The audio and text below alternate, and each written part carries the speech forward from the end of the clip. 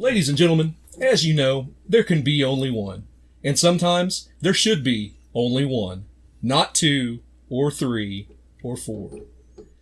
Today, we discuss Highlander 3, The Final Dimension, on episode 41 of Warehouse B.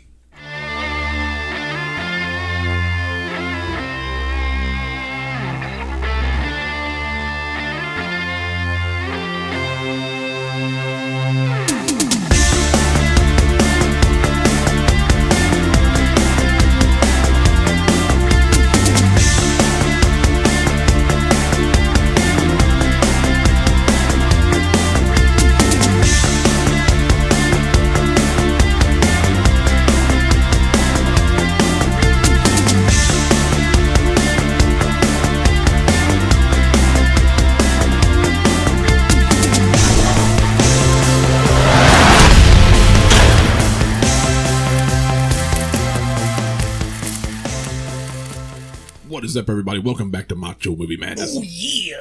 I am Brandon. Alongside me always is Andrew and Kenny. Today, we are going to be discussing Highlander 3 on Warehouse B. The Final Dimension.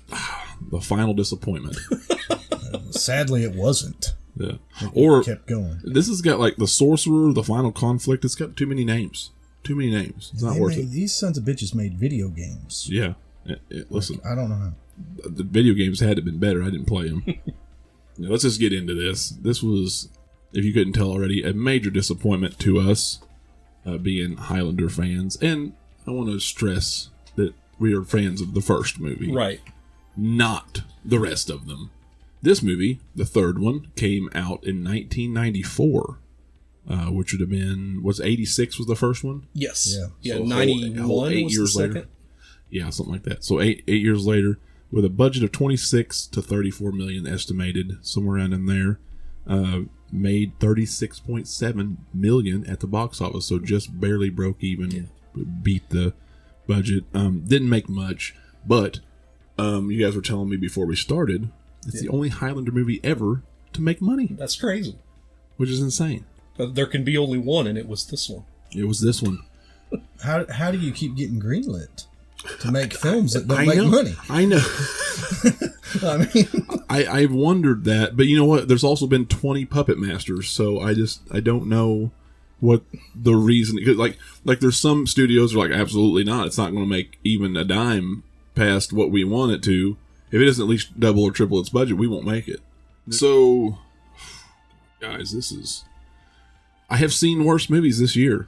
I will say that. We made him watch Night Beast. You made me watch Night Beast, and that's still forever. Kenny, what did you say earlier today? You made a bold claim. and I stand by this. Yeah, I would rather watch Night Beast again than to ever watch this movie. Ever again. See, I disagree. I have to disagree. It was so bad. See, and me being Mr. Warehouse B, I think they're both just warehouse gold. I mean, you could put it that way.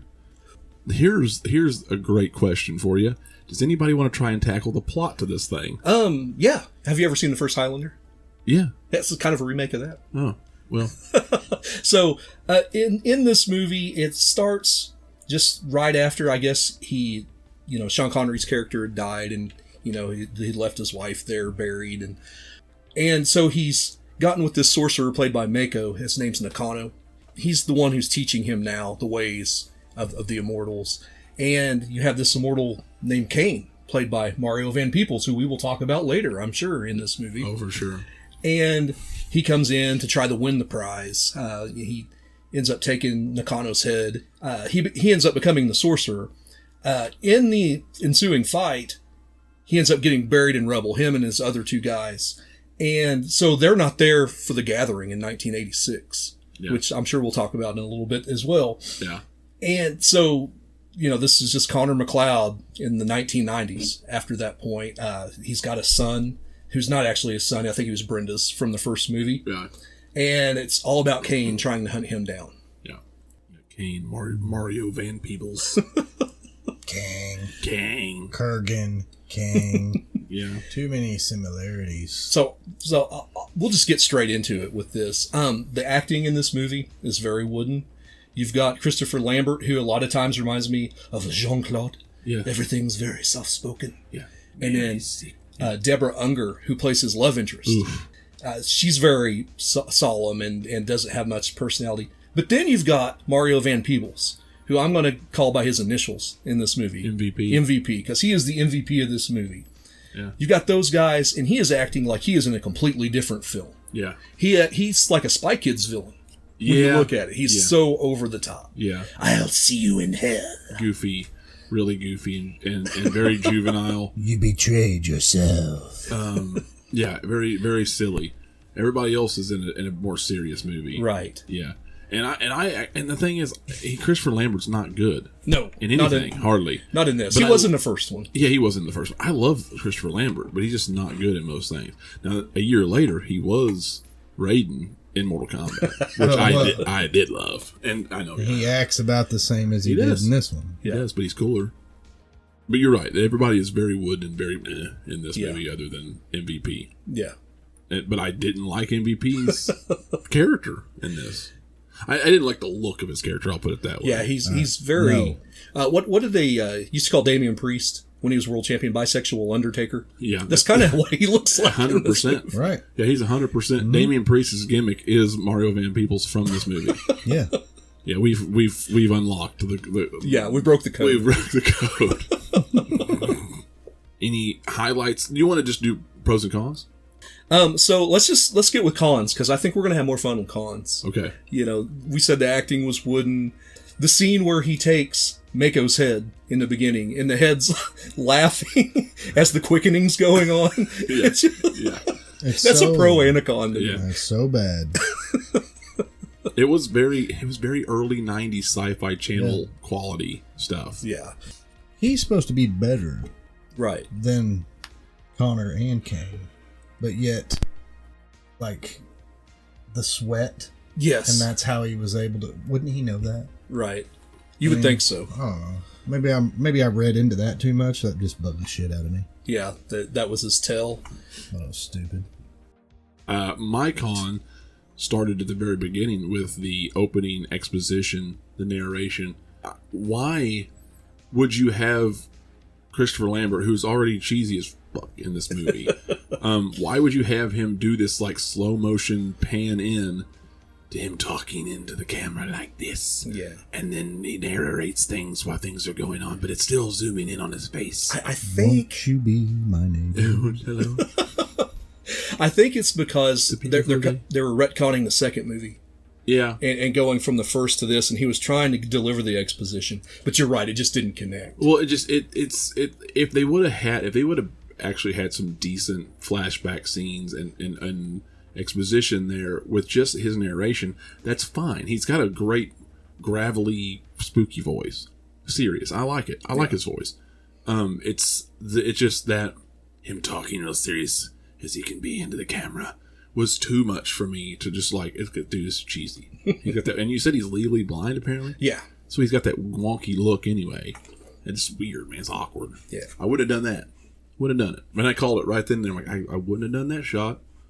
We should have just had some narration. Right. Yeah. Voiceover. You've got the great Mako, who did all the narration in the Conan the Barbarian movies. Why not use him right there? Well, yeah, exactly. That too.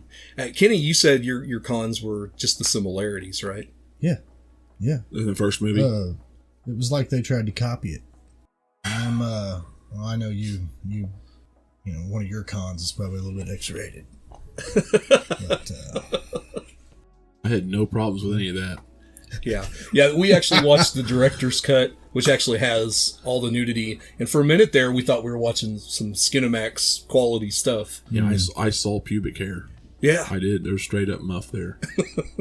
There was some straight up nudity in this, like some severe, and like that one between her and Connor. That's some Skinamax stuff. Yeah, that's crazy. I was like, wow, I can't believe it's made an action movie, a sci-fi fantasy movie, but at the same time, like, and it kind of threw me off too, because I'm sitting here watching this on Pluto, and the streaming on that was terrible for this movie, by the way. It took me 2.5 hours to watch this shit.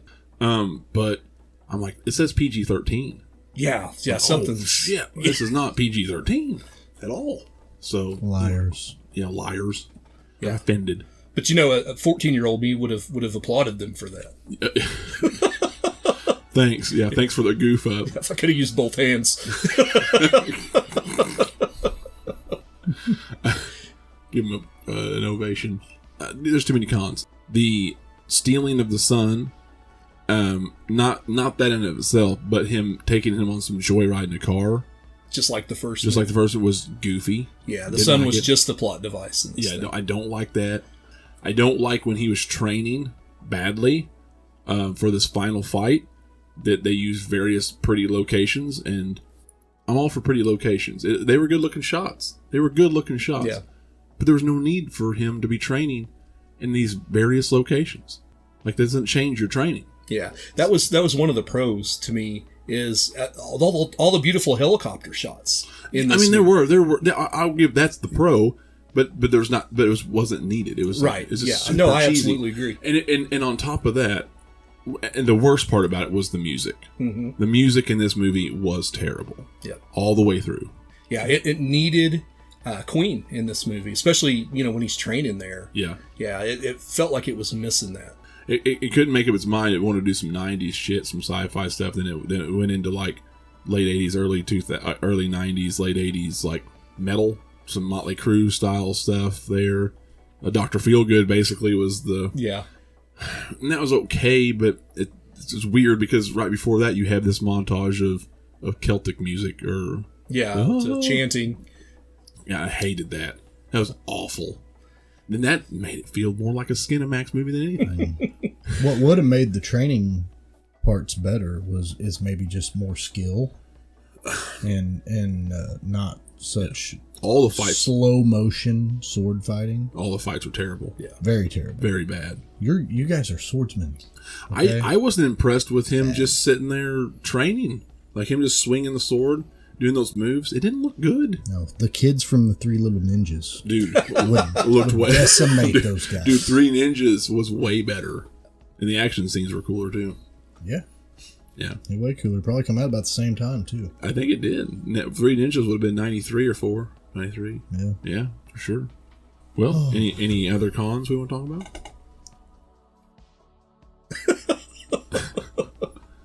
The chick that you guys have kind of covered most of it. It's such a copycat, and I hate that. I hate it so much. Yeah, it just couldn't. It just couldn't figure out what it wanted to be. It's not a good story. The editing was choppy. It was a little choppy from one scene to the next where you're at. I mean, it's not like it was hard to follow, but it was just like it just didn't flow well at the same time. What's her name that played? What's the her real name's Deborah Unger. I can't remember her name in the movie. I'm trying to repress that, I think. I got it right here on my phone. I don't know why I'm not looking down. Alex Johnson. She played Sarah. I think she looked even goofier with the red hair. Yeah, she's very stone-faced. Very stone-faced. Terrible, man. And they didn't even try to go, like, he didn't even make a play for her. Mario Van Peebles didn't ever, he threatened her like that one time, kind of trying to find, he was just like taunting her. Mm-hmm. He never once tried to kill her, never like did anything. He just went after the son. Yeah. Again, it didn't make any sense. You're right. It didn't make any sense to me at all. I was pissed off after I got done watching it. Yeah. Basically. Yeah. He ranted on Messenger for a little bit there. Yeah. It was great. But hey, this is what we do for you people. Sometimes we got to watch some shit movies. Yeah. We watch this on Pluto TV where it takes 2.5 hours to load. Yeah, it's my sacrifice. That's part of it. I feel like Scott Stapp. That's right. My sacrifice. I've been quoting Creed way too much on this channel. He's gonna be doing the Jesus Christ pose in the next video. That's the thumbnail right there. Yeah, so do Highlander 2. We got to watch that junk.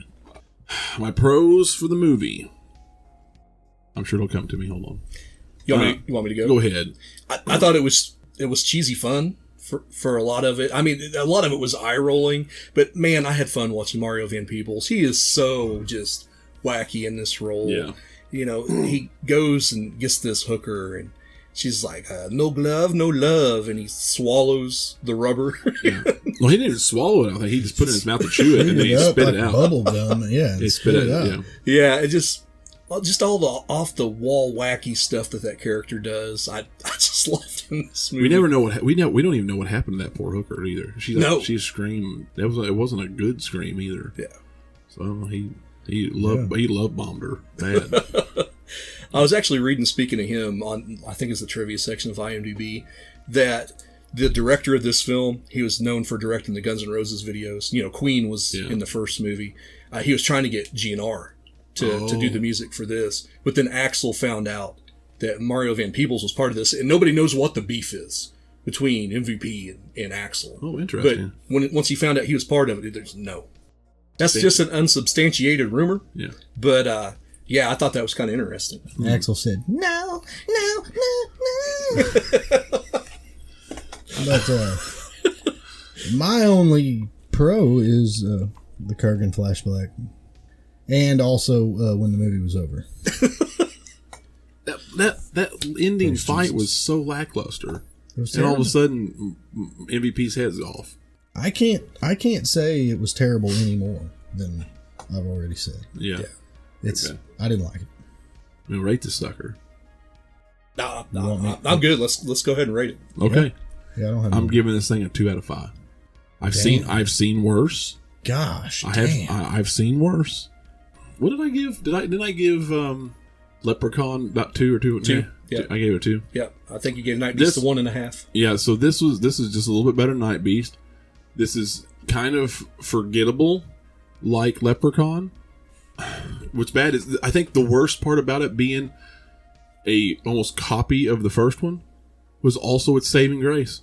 Yeah, because it wasn't 2.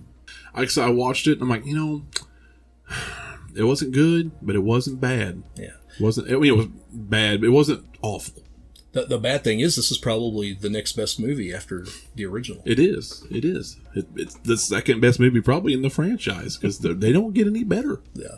What do you got, Kenny? 1. He's going to rate this lower. Right there with Alien Factor. See, I might have had more fun with Alien Factor. Yeah, and that's the thing. This is not a fun movie. It's not. I laughed more with Alien Factor. With Alien Factor, I didn't. I wasn't laughing in this. Like I laughed at the chewing the condom. That's that was funny. But I wasn't laughing at this. The stuff that was going on here was pissing me off. It's kind of. It's just like. Isn't it funny how you can watch a movie knowing it's bad but still rate it higher because you had fun with it? This movie, like Leprechaun, this movie was not like. It was not supposed to be. It's supposed to be serious, and it's just laughable. It's just kind of, but not in a good, fun way. Yeah, it's just you roll your eyes a little bit. You're laughing at it instead of with it. You laugh at a couple spots. You roll your eyes, and then hell, I wouldn't even laugh. And half the time, I was just like, ugh. I'm with you. I'll go 2 out of 5. I think 2 out of 5 is pretty. I had some fun with it, and there's a little bit of production value. There should be for $36 million or whatever, but. It's not the worst thing I've seen, but it wasn't great. I can't even say either. I can't say that I would never watch it again, but I probably won't. Yeah. What I'm saying is I'm not boycotting the film. Yeah, but I probably won't watch it again. I actually had to watch it twice because I watched it like 3 weeks ago. I went to make some notes, and I'm like, I don't remember anything that happened in that movie other than Mario Van Peebles. And Brandon's like, you're watching that crap again. The last time that... Why are you doing that to yourself? The last time that I had watched it was probably right after it came out. And you loved it. From what I remember, I was like, man, I love that movie. Yeah. I don't at all. It definitely just made the list. It definitely felt like an early 90s movie. Yeah. But TV movie.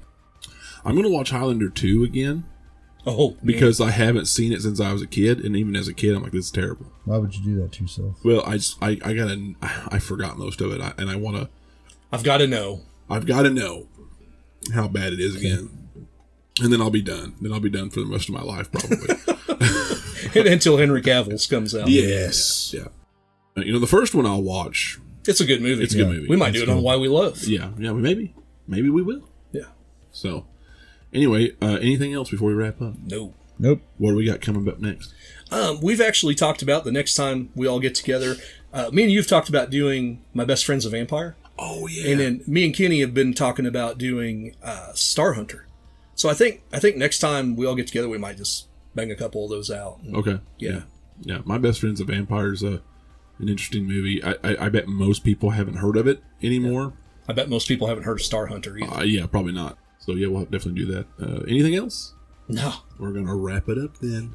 Guys, be sure to like, subscribe, let us know in the comments what you think of Highlander 3. I'm sure it's not going to be positive. And until next time, We're out of here.